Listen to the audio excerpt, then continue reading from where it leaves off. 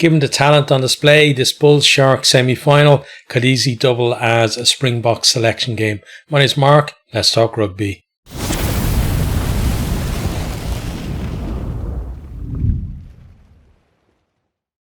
Okay, so in this one, we are going to talk about the lineups for the two teams. We've got the teams out now.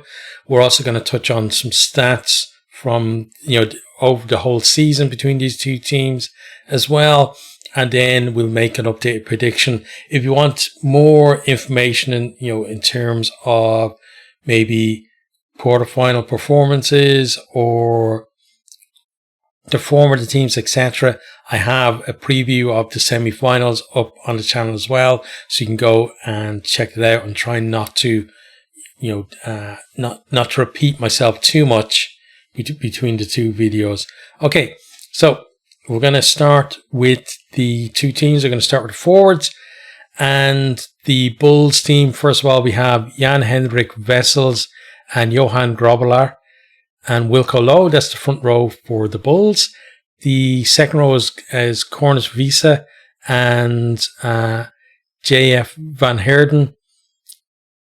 The back row then Marcel Coetzee, Ruan Nortje and Cameron Hanekom.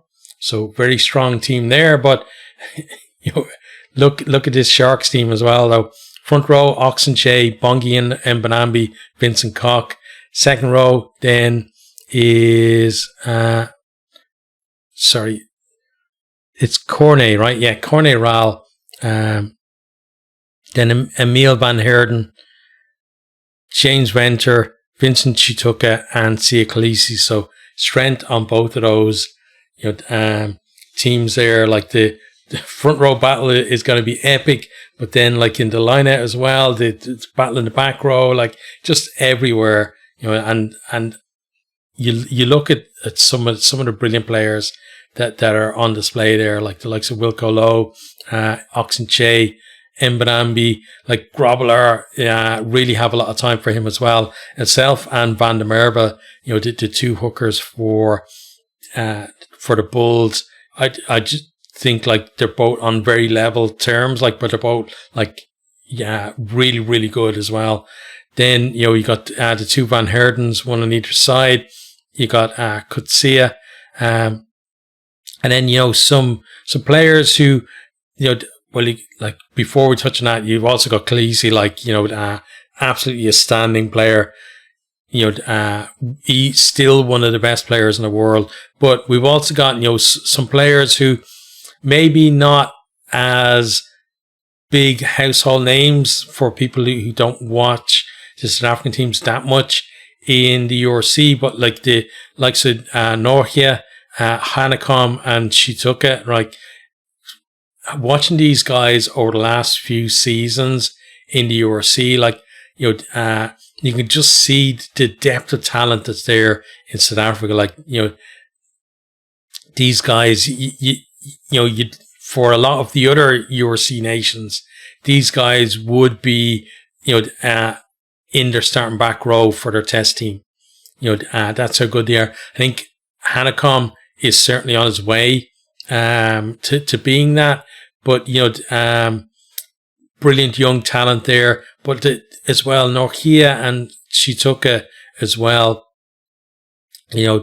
Just brilliant players. And it's not just one aspect of their game. They're the kind of back rows that can do everything. Both of them good with the carries. They like to compete at the breakdown. They like to go and support as well. Clear out whatever, make their tackles. Just so much talent, as I said, in both of these teams, or like the packs. But like, let's have a look at some of the stats that pertain to the pack. So first of all, we start with set piece. So line out success, 87% for the Bulls, 89% for the Sharks. So the Sharks, no Etzebeth in that second row, obviously gonna be a bit of a worry for them. But the guys who are in there, Ral and Van Heerden, they've been doing it while he's out anyway. he's been kind of coming in and out of the team through the season. So, they have a part in that 89% success, as obviously does Bongi and Banambi as well. But then, in the back row as well, you got Chituka and Khaleesi, who can get up there too and claim some balls. Venter now and again too. So, they've got plenty of options in their lineup, and that's really what you need to be up there near 90% success. And, the Bulls aren't too far away either. Grobler and Van der Merwe, pretty good with the darts. They do like to kind of go to the corner and set up the maul, as, a lot of teams do. But, I think, Grobler and especially Van der Merwe are very good from the back of the maul as well. And yeah, it's going to be, super competitive there. You can see then in the scrums, the Bulls, 94% success for them and 90% success for the Sharks. So, going up against Oxenche and Bongi and Banambi and Cock there as well, like, Vessels, Grobler and Lowe will feel like there's maybe a little bit of a point to prove against them. So that's going to be interesting as well in the scrum.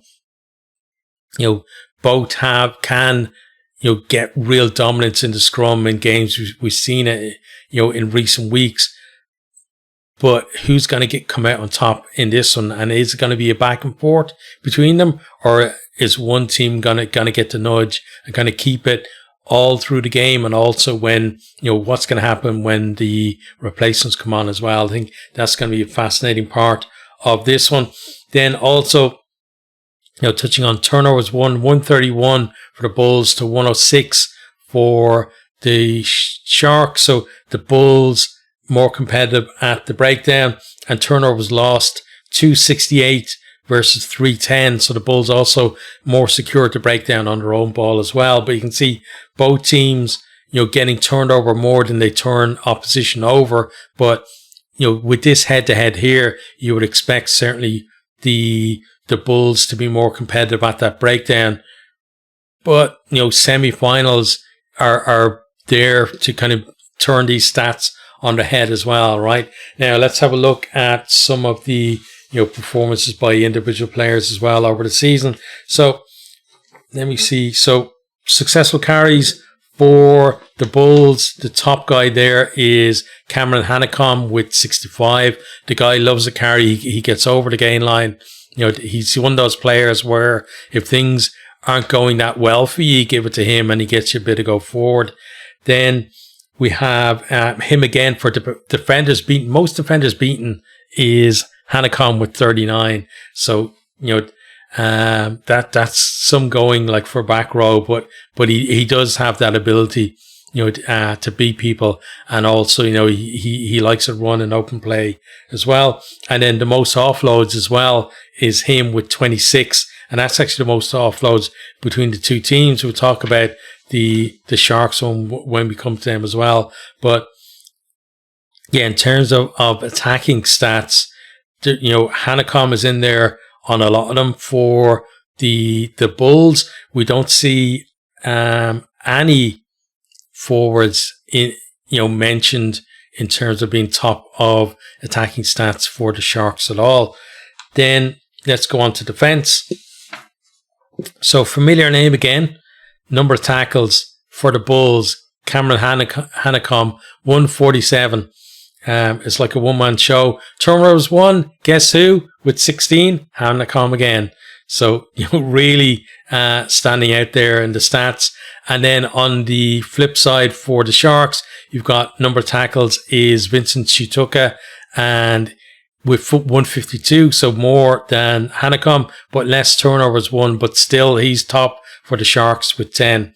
So, yeah, like those two going against each other is going to be, one of the highlights for me at least.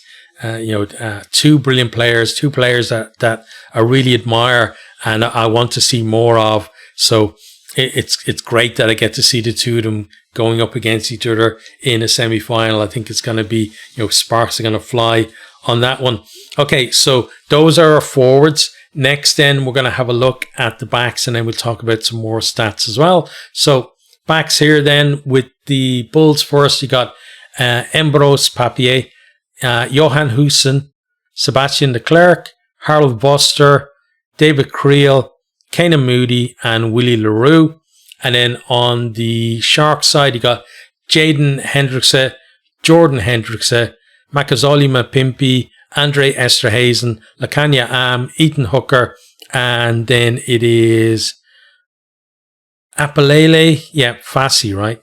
So again, talent on both sides, and you look at those like two teams, and obviously some of the bigger names stand out, the likes of Moody and LaRue on one side, and then you got Mapimpi and Am on the Shark side as well. But the other players around them are pretty bloody good too. It's hard to kind of pick out weak links, honestly, on for either of those teams.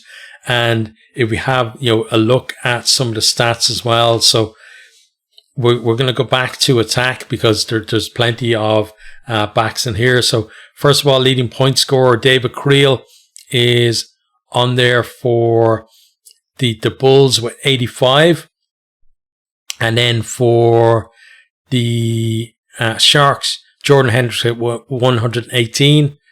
So just edging that, but he obviously does more kicking than Creel does.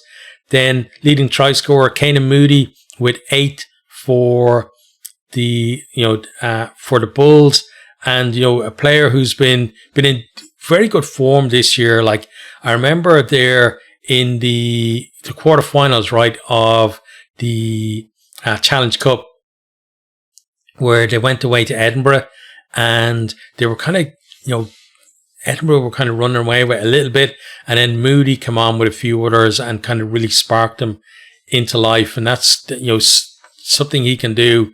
But also surrounded by he's surrounded by better quality, obviously, for this game, because Bulls didn't send their frontline team up for that one. And he's one of those players who can really spark something for you. But then you look on the other side, top try scorer for the Sharks, for me, their player of the season as well, Ethan Hooker. I'm really, really impressed with that guy. Didn't know too much about him before this season, but he's come in this season and absolutely played up a storm. He's been brilliant, and he's been there in the centres when Am was out. They put him on the wings. You can stick him at full back as well, and the guy is comfortable in any position to put him in, and that's a brilliant place to be. The only problem you kind of get with that is unless he kind of nails down a spot, so whether it's wing or centre or wherever, he could end up actually having 23 on his back simply because he's so good at covering everything. So hopefully for him that doesn't happen, but I think that his performances this season, if he keeps it up next season, it's not going to happen to him. He's going to stay in that team. But if we look at some other stats here, then we got in the centres there as well, successful carries 87 for Andre Esterhazen. The guy, he can obviously just truck the ball up, but he's got a bit of evasiveness to him as well. He doesn't always just crash ball. He has a bit of a step on him as well. And for me, himself and Hooker were an absolutely fantastic combination there in the centres. Obviously, Lacania Am, he's class through and through. You can't really leave him out, but I'd honestly be tempted if you had somebody to stick on that right wing. I'd honestly be tempted to keep Esterhazen and Hooker together as a centre combination. But again, Lacania Am's just so class, you can't leave him out. Hasn't been around as much this season, but again, like a lot of the kind of Springbok players, they're kind of going to be like that, right, in and out of the team. Then let's move on to where we clean breaks. So Kanan Moody for the Bulls with 18 and Ethan Hooker with 23 for the Sharks. The guy, loves to spot a break, And, he's very good as well. His awareness of where his support is and just his pace when he gets in behind. You saw him, with that try where he broke away on the right and just completely turned, 45-degree angle and just said, yeah, I've got the pace to beat everybody and go in under the post. Brilliant finish from him there. Then defenders beaten, Andre Esterhuizen with 60, which is, it's a massive total when you think that most of the Bulls again was Hanekom with 39. Then we have meters made, Kanan Moody with 702, very good number there. But then you got Makazola Mapimpi with 792 for the Sharks. That guy, when he's on form and he's looking for the ball, he's very difficult to stop. And once he breaks the line again, you're going to have to go some to catch him. Offloads then, Jordan Hendrickson with 23 for the Sharks. And, that was against, the 26 from Cameron Hanekom for the Bulls. So, Hendrickson likes an offload. Sometimes with him, it can be a bit of kind of just offloading because he doesn't want to, just because he can and not necessarily because he should. And sometimes the ball goes loose as well. So you have to be careful with that. And I think that, it would be something that the Bulls may be watching out for too, is if he does one of those, you could see, the likes of, Kanan Moody or Willie LaRue with the boot getting to a loose ball like that and kicking you through and maybe, it ending up for a try as well for the Bulls. But there's all these little kind of battles in this game. That's why it's so interesting. And then obviously you've got Jaden Hendricks there, the man of the moment, Mr. Winkgate. Again, I got nothing against the guy. I think, I said it before in reviews. He's a professional player. He's trying to give his team an edge. And, he wound up the opposition. And it had no effect. You have to remember as well that, Crowley, slotted his kicks anyway. So, it didn't have any effect, but, fair play to him. I say, again, personally, I don't like stuff like that, but I'm not going to slate the guy for trying to give his team an edge. And, again,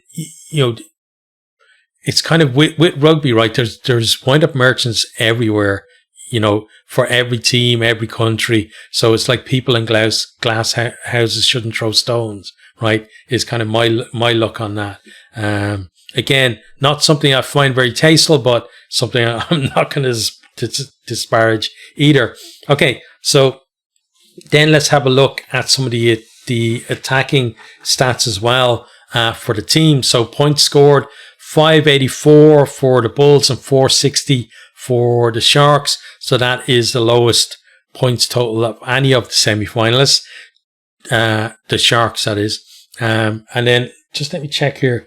Yeah, so the Bulls actually the highest point score of all of the semi-finalists. They've got 9 more points than Leinster. Tries scored then 77 for the Bulls to 58 for the Sharks. Again, the Sharks the lowest by a decent margin of any of the semi-finalists, and the Bulls second to Leinster in tries scored.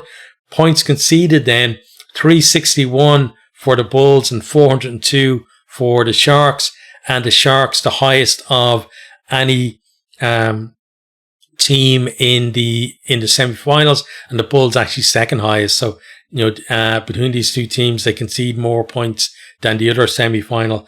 Clean breaks then 139 each, so you can see very even there, but they're below the other two semi-finalists, just below Leinster with 146, but Glasgow way ahead with 179. Offloads then 174 for the Bulls to 198 for the Sharks, and the Sharks second overall in the semi-finalists, just behind Leinster with 214. But again, Leinster have RG Snyman, who offloaded 40 times this season. That is crazy. And that's why they're ahead there. Then tackle success, 77% for the Bulls and 80% for the Sharks. So the Bulls actually the worst team defensively in terms of successful tackles, at least, with 77, but that's only just 1 point behind Leinster, so don't read too much into that.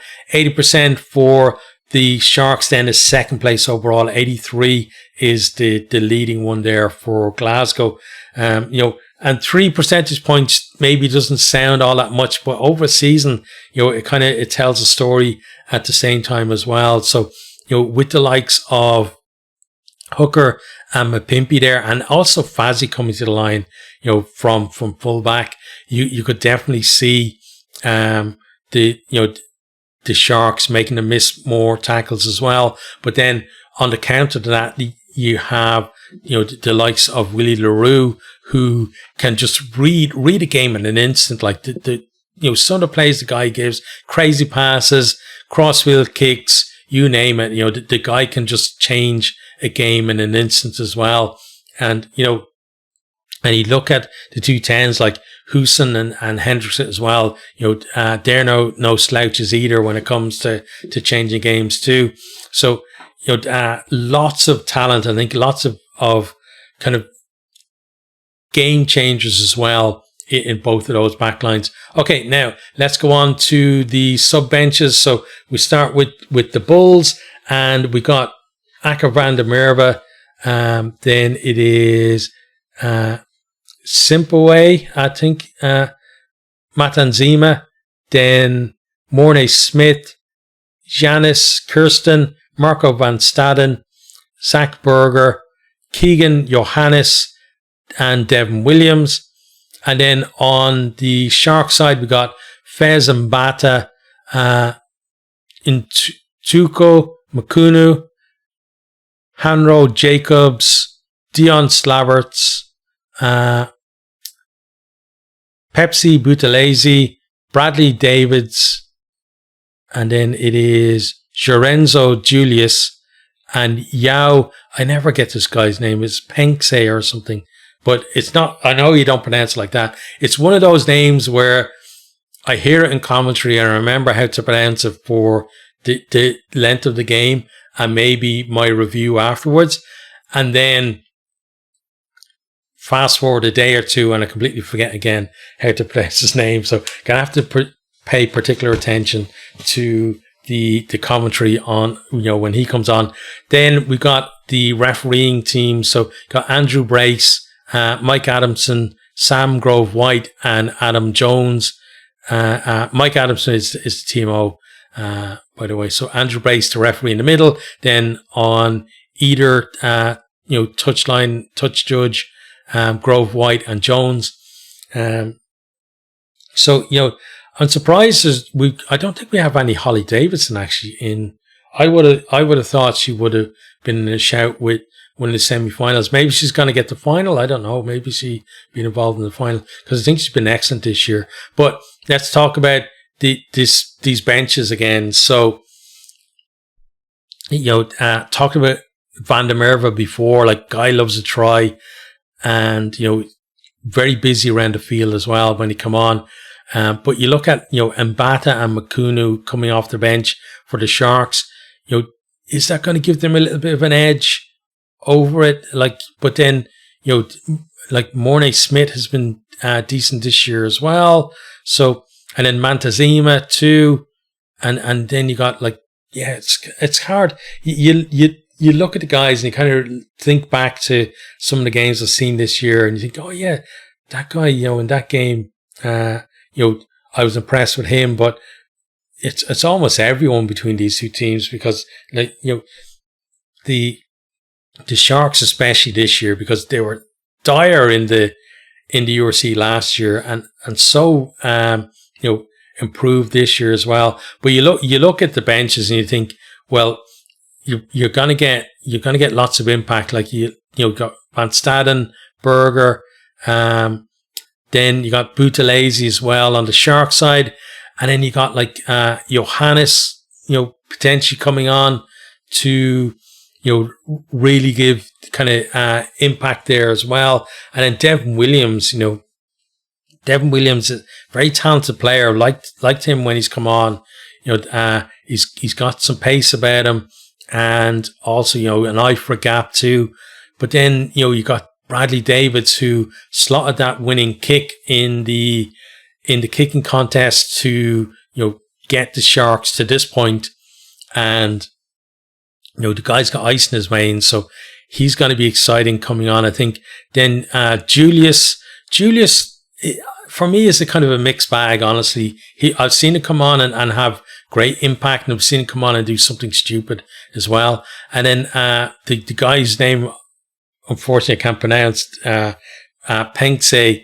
You know, he's one of these kind of twinkle-toed guys as well. He can kind of beat you in a 4max too. So, you know, who's going to be the match winner coming off the bench is what, when I'm looking at this, is what I'm thinking, because I'm thinking it's going to be tight, but there's something that I mentioned previously, and I think it still applies, is the fact that this Sharks team has an extra 20 minutes in their legs from the extra time, and also the whole drama of the kicking contest as well. So I think that's going to take a toll, and because of that, I'm still backing the Bulls to win this one.